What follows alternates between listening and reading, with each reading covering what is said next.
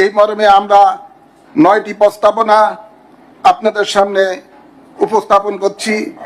1. নির্বাচন কমিশন ঘোষিত ফেব্রুয়ারি 2026 নির্বাচন আয়োজন করা। 2. সারা দেশে একই দিনে নির্বাচন না করে পৃথকভাবে 4 পর্যায়ে আয়োজন করা।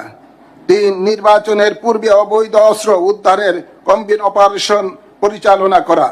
4. দুর্নীতিবাজ, কালো টাকার মালিক, অর্থ পাচারকারী ও আদালত দণ্ডিত নির্বাচনে অযোগ্য ঘোষণা করা।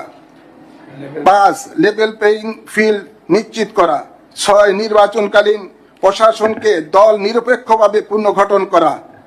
7. নির্বাচনে কালো টাকার ব্যবহার প্রতিরোধ কার্যকর পদক্ষেপ গ্রহণ করা। 8. নির্বাচন প্রার্থীদের নিরাপত্তা বিধানে পুলিশ প্রোটেকশন দেওয়া।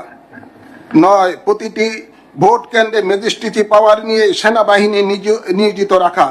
আমরা মনে করি নির্বাচনের ক্ষেত্রে আমাদের উপরোক্ত 9 দফা বাস্তবায়ন করলে কমিশন একটি গ্রহণযোগ্য নির্বাচন আয়োজন করতে সক্ষম হবে। ধন্যবাদ। আপনার দলের পক্ষ থেকে অন্য কেউ বললে